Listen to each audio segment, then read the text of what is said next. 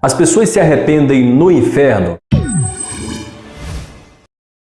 Fala pessoal, tudo bem? Seja muito bem-vindo ao nosso canal, eu sou Alexo Marcos e se essa é a sua primeira vez aqui com a gente, já se inscreva, deixa o seu like e ative o sininho. Hoje vamos voltar com mais um assunto teológico, mais uma discussão teológica e desta vez vamos falar sobre o que é arrependimento e se existe arrependimento no inferno. Então vamos em primeiro lugar definir o que é arrependimento segundo a Bíblia. Segundo a Bíblia Sagrada, arrependimento é o abandono da prática pecaminosa e o retorno ou a volta para Deus, a volta integral para Deus. A dedicação integral para Deus. Na prática, a pessoa que está arrependida, ela reconhece o quão maldoso é o pecado, o quão desastroso é o pecado. Ela reconhece na sua consciência de que o pecado é uma afronta contra Deus, é ruim contra Deus. Deus abomina o pecado e por esse motivo ela se volta para Deus e se dedica completamente. Uma coisa que precisa também ser deixado bem claro é quem é o agente causador do arrependimento. Quem que provoca o arrependimento do homem? Quem é que faz o homem se arrepender? Lá no Evangelho de João, Jesus Cristo, quando ele estava fazendo aquele discurso maravilhoso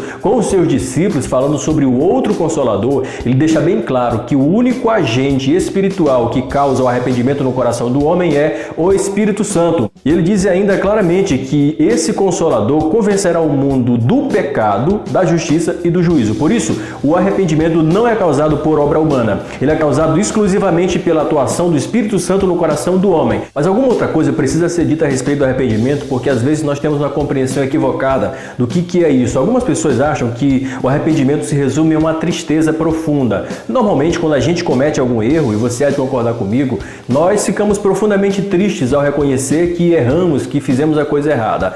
É interessante observar que o arrependimento provoca uma tristeza profunda. Porém, nem toda tristeza é consequência de arrependimento. O apóstolo Paulo, lá em 2 Coríntios, ele fala de maneira muito clara que há dois tipos de tristeza. Uma que gera a vida, que é produzida por Deus, pelo Espírito Santo, e a outra que produz a morte, que é produzido pelo próprio homem ou por influência de Satanás. Quero um exemplo? Esaú, que vendeu o seu direito de primogenitura e depois veio chorando aos pés do seu pai para requerer a sua bênção, mas era tarde demais. E diz lá em Hebreus que ele não teve mais como se arrepender. Outro exemplo mais interessante é o caso de Judas Iscariotes, ele que traiu Jesus e quando ele percebeu a burrada que ele fez, ele ficou profundamente triste, porém ele não se arrependeu. Se ele tivesse arrependido, ele tinha ido onde Jesus Cristo para pedir perdão pelo tamanho crime que ele cometeu, mas pelo contrário, a tristeza dele, conforme disse o apóstolo Paulo, conduziu para a morte e ele foi para se enforcar. Se ele se enforcou, nós não sabemos, mas ele saiu com esse propósito. Outra coisa que precisa ser esclarecida e compreendida é que o arrependimento não se resume a chorar. Às vezes, quando as pessoas vão receber a oração,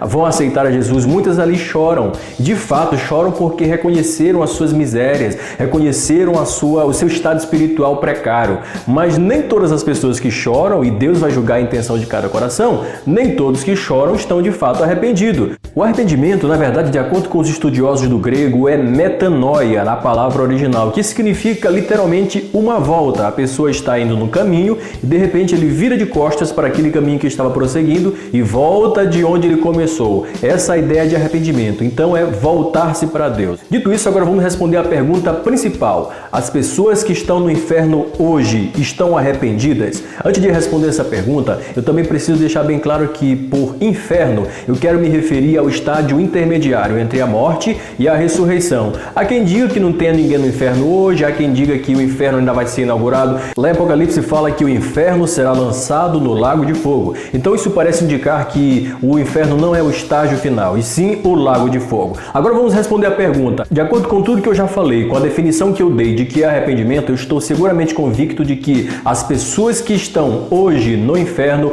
não estão arrependidas. Eu sei que isso pode chocar um pouco você, mas vamos para a definição novamente de arrependimento. Arrependimento é, em primeiro lugar, abandono da prática pecaminosa. Eu te pergunto, será que é possível alguém abandonar a prática pecaminosa no inferno? Segundo lugar, arrependimento é dedicação exclusiva e total para Deus. Eu te pergunto, será que no inferno as pessoas ainda se dedicam para Deus? Parece um absurdo cogitar essa possibilidade.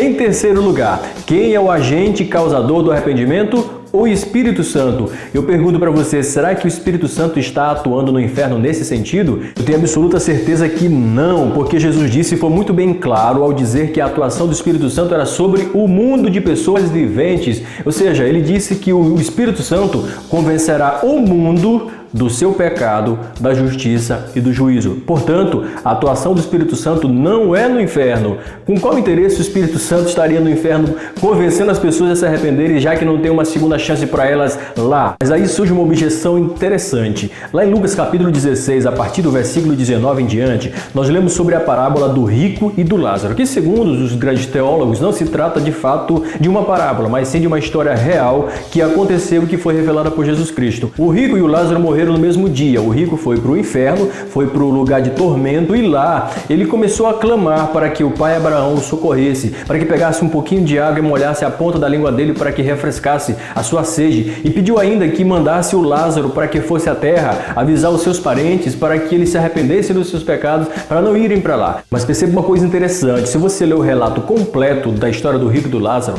você não verá em nenhum momento ele arrependido. Sabe o que você vai detectar em toda a história? É que ele queria fugir do sofrimento, não necessariamente ele queria fugir do pecado. Eu queria fazer uma distinção interessante entre remorso e arrependimento. Arrependimento eu não vou dar definição, porque eu já falei aqui já inúmeras vezes. Mas o que seria remorso? O remorso é a tristeza que a pessoa sente pela consequência de um pecado praticado, de um crime praticado. Não necessariamente pelo pecado, mas pela consequência que aquele pecado causou. Trazendo para a nossa situação aqui do inferno, as pessoas que estão lá, no máximo que elas podem sentir é um remorso. Elas querem se livrar do sofrimento. Não é que elas querem escapar do pecado, elas querem escapar do sofrimento, do castigo, da consequência que as levou para ali. Por quê? Quando elas estavam aqui na terra, elas tiveram toda a oportunidade do mundo para escapar do pecado, mas elas não o fizeram. No inferno, elas também não querem escapar do pecado, elas querem escapar do sofrimento. Essa situação do rico, lá no estágio intermediário, lá no tormento, ele não quer necessariamente confessar a Jesus Cristo como Salvador, ele quer escapar do castigo que o levou àquela situação. E uma outra coisa que precisa ser dita é que as pessoas que estão no inferno têm raiva de Deus.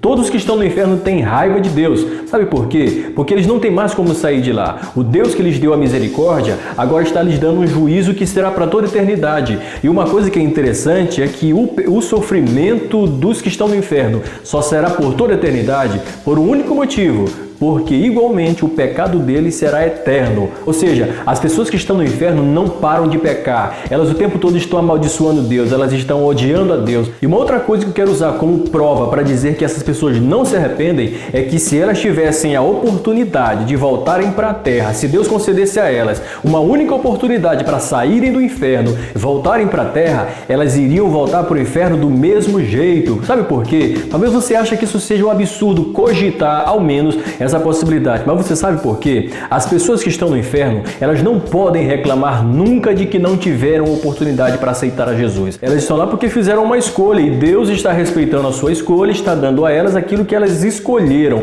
De maneira que ninguém que está no inferno um dia vai ousar dizer que não teve a oportunidade da salvação. Ninguém no inferno poderá culpar Deus, porque Deus deu a todas as pessoas que estão no inferno a oportunidade suficiente para elas se salvarem em Cristo Jesus. Por isso, se elas viessem para a terra, elas voltariam novamente para o inferno, porque não foi falta de oportunidade. Eu quero finalizar esse vídeo trazendo para você um recado, para você que ainda não se entregou para Jesus Cristo. Olha, o inferno é uma realidade. Assim como existe o mundo, assim como existe este universo, existe o inferno também. Ele é tão real quanto o céu e tão real quanto a terra. Cuidado, volte-se para Deus, arrependa-se completamente, que Deus te ama e te espera de braços abertos. Você está tendo muitas oportunidades hoje para aceitar a Jesus. E se você não aproveitar essas oportunidades, você não poderá colocar a culpa em Deus por não tê-lo aceitado. Esse foi o vídeo de hoje, eu espero que vocês tenham gostado. Eu não sei qual é a sua opinião, não sei se você concorda, se você discorda. Escreva aí nos comentários e recomende esse vídeo para a pessoa que você acha que precisa assistir. Dito isso, Deus abençoe e até o próximo vídeo.